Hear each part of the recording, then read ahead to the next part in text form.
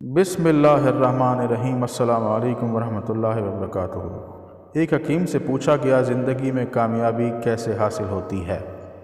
हकीम ने कहा, इसका जवाब लेने के लिए आपको आज रात का खाना मेरे पास खाना होगा।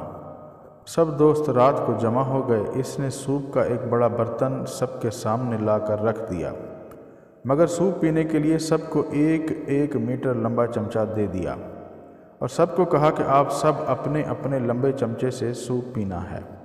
हर शख्स ने कोशिश की, मगर जाहिर है ऐसा नामुमकिन था। कोई भी शख्स चम्मच से सूप नहीं पी सका। सब भूखे ही रहे, सब नाकाम हो गए। तो हकीम ने कहा, मेरी तरफ देखो। इसने एक चम्मच पकड़ा, सूप लिया और चम्मच अपने सामने वाले शख्स के मुंह से लगा दिया। अब हर शख्स ने अपना अपना चम्मच पकड़ा और दूसरे को सूप पिलाने लगा। सब के सब बहुत खुश हुए।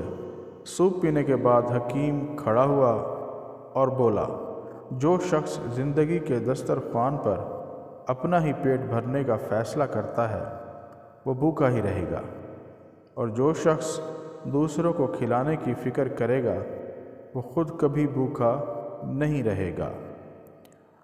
देने वाला हमेशा फ़ायदे में रहता है लेने वाले से।